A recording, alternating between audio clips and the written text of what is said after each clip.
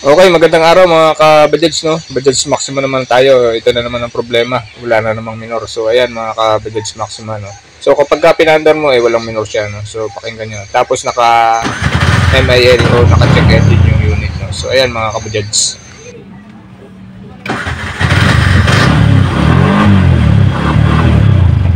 Okay, yan mga ka-Bajaj Maxima, no? So, isa na naman problema na walang minor. So, naka-MIL naman yung kanyang unit, no? So, idadiagnose naman natin to para malaman ulit natin kung ano yung problema niya, no? So, ayan mga ka-Bajaj Maxima, no? So, hindi lahat ng nawawala minor stepper motor ang diferensya, no? So, minsan wirings lang. So, ayan mga ka-Bajaj. Idadiagnose natin yung unit dahil naka-MIL yung kanyang unit, naka-check engine, no? So, ibig sabihin may problema sa wire. So, ayan yung kanyang code oxygen sensor at yung idle air control valve, no? So, yun yung ating i-check. So, dun pa rin ito sa may stepper motor part, no? So, bubuksan natin yung likod. Bubuksan natin itong likod para ma-check natin yung socket dun sa kanyang stepper motor. So, ayan mga ka-Bajaj. Okay, ayan mga ka-Bajaj Maxima, no? So, medyo madali-daling mag-repair dito sa Bajaj Maxima dahil open na open dito sa likod, no? So, hindi mo na kailangang yumuko dun sa, hindi kagaya nung Bajaj Ari na walang space masyado, no? So, itong Maxima Say, medyo malawak ang space dito sa ibabaw kaya medyo maluwag-luwag sa pagre-repair ng mga ganitong trouble na wirings, no? So, ayan mga ka-Bajaj Maxima, no? So, bubuksan natin tong pinaka-cover niya sa makina para ma-check natin yung mga connector dun sa ating throttle body, no? Dahil dun nagkaroon ng problema. So, ayan mga ka-Bajaj Maxima, no?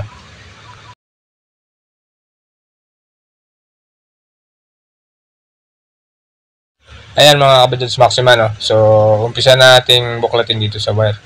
So, napansin ko lang dito sa socket ng stepper motor, medyo na-repair na, no? So, ibig sabihin, nagalaw na. So, ayan, tatanggalin natin yung balot ng tape, no? So, hindi pa maganda yung pagkakabalot ng tape. So, maaring na-repair na to ng ibang mekaniko, no? So, i-check ulit natin kung bakit nagkaroon siya ng MIL at nawala ang minor, no? So, ayan mga ka-Bajaj Maxima, no? So, kapag ka magre-repair kayo dito sa mga part na to, kailangan silyado lagi talaga yung mga wire at mga connector dahil pag nag-loss connect yan, magche-check engine at magkakaroon ng problema sa andar ng inyong makina, no? So, ayan mga ka-Bajaj, no? So, na-repair na nga at hindi nga maganda yung pagkaka-repair ng kanyang connector, no? So, ayan mga ka-Bajaj. Ito yung socket dito sa stepper motor o yung idle air control valve natin, no? So, ayan, dinugtong na lang ng pabasta, no? So, tapos binalutan ng electrical tape. Hindi na isinuot dito sa kanyang rubber, no? Yung rubber seal. So, ayan, i-repair roll natin. Tapos dito sa pin number 1 niya, yung kulay green,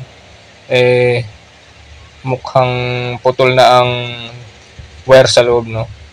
So, may isa pang problema, no? So, ayan, hindi ito nakita nung nag-repair nito, no? Yung kulay green na wire, so ito, meron ng putol na wire, no? So, ibig sabihin, hindi na nagko-contact yung tanso sa loob. Puro balat na lang, no? Yun yung nagiging common issue ng mga socket dito sa ating throttle body, no? Akala mo buo ang wire pero sa loob pala wala ng tanso. So, ganito lang yung pagsusungkit ng ating pin, no? So, kukuha kayo ng mga ganitong bagay, kagaya nitong perdibli o kaya yung karayom. So, para masungkit natin yung lock. So, i-double check natin yung wire, no? So, ayan, puro balat na lang, wala na yung tanso. Okay, ayan mga ka-Bajaj, no? Napansin ko lang dito sa wire na kulay green na ito, puro balat na lang, no? So, wala nang tanso sa loob yan. So, ayan mga ka-Bajaj Maxima, no? Tanso sa loob. So, yan yung problema mga ka-Bajaj, no? Babalatan natin para makita niyo mga ka-Bajaj. So, ayan, naputol na. Hinigit ko na at pinutol ko na lang. So, ganito ang pagsusungkit ng pin, no?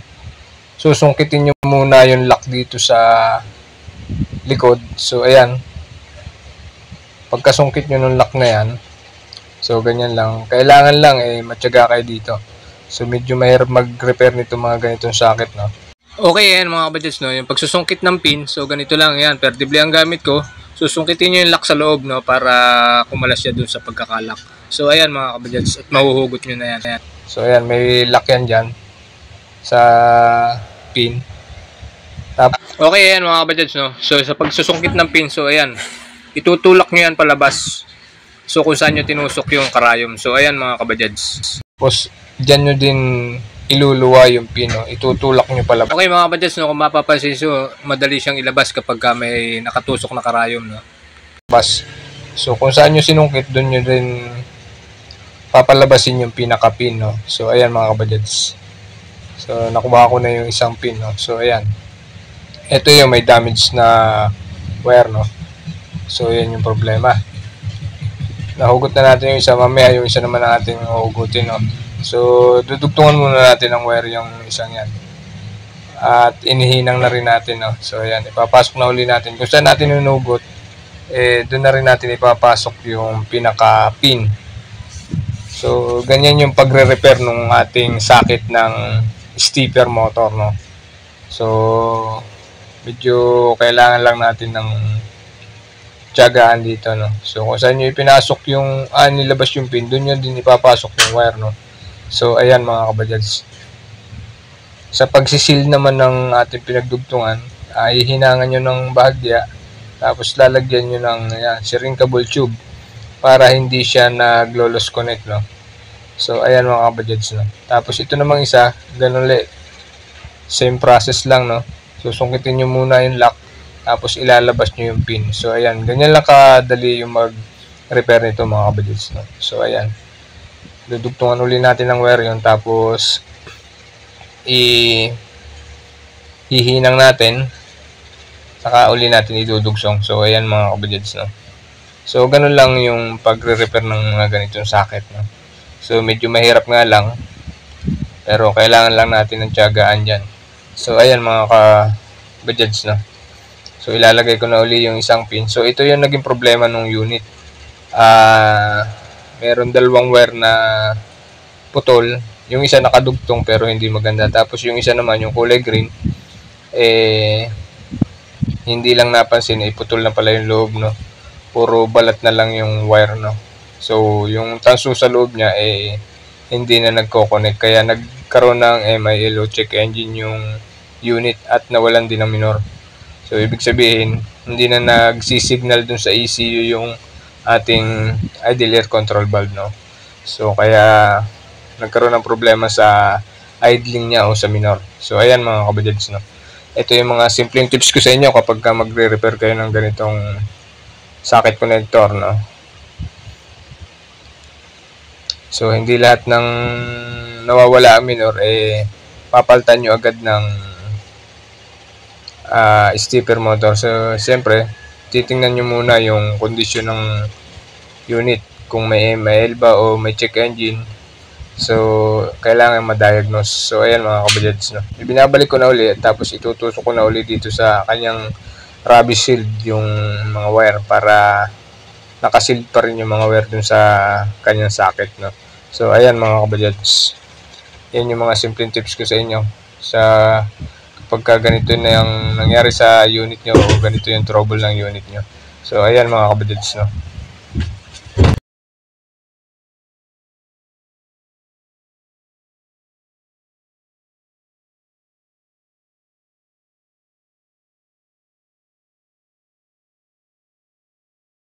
Okay yan mga kabadyats, no. So ibinabalik natin sa dating pwesto. Hindi tulad kanina nakalis yung isang wire.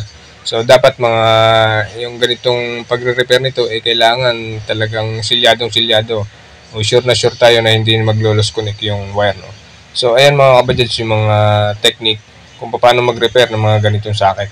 So kailangan natin ng tiyagaan dito para ma-repair natin ng ayos at para hindi magkaroon ng problema dun sa ating andar ng makina natin, no. So malaking abala yan kapag walang minor ang ating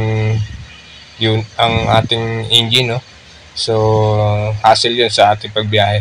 So napakahirap pagka ganun walang minor siya, no. So kada titin nyo, patay ang makina, start ulit. So mapupwersa ang ating starter hanggang sa masunog ang ating carbon brush kada start, no. So ayan mga ka-budgets, no. So ginagamitan ko yan ng mga shrinkable tube para silyadong-silyado yung kanyang mga wire. So ayan mga ka-budgets Maxima, no. So itong unit nga pala ay Budgets Maxima, no. So ayan mga ka-budgets.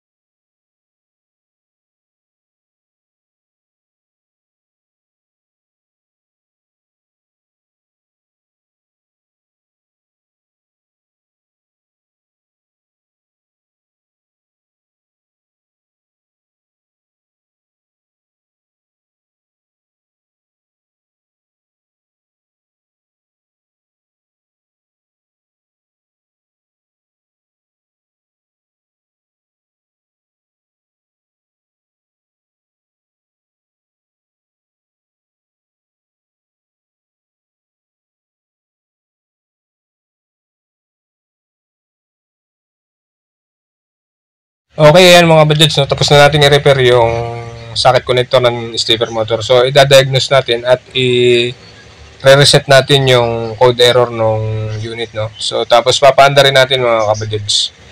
So, titingnan natin kung okay na ba yung idling niya, no? So, ayan mga kabudgets, no? Yung tutorial natin ngayong araw na to tungkol sa Budgets Maxima na bigla na lang din nawala minor at naka-MIL pa, no? So, ayan mga kabudgets.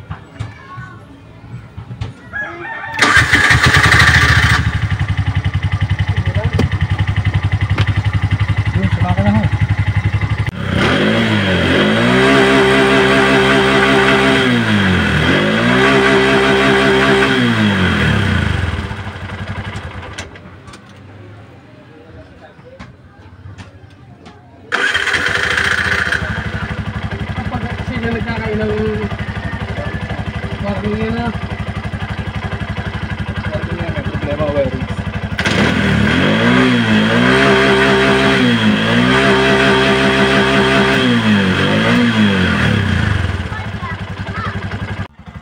Okay mga kabudgets, no? So yan yung project natin ngayong araw na to. Okay na yung unit ni customer. So yan yung mga simple tips ko sa inyo tungkol dito sa ating socket connector ng stepper motor. So nagiging common issue yan mga ka-budgets, no?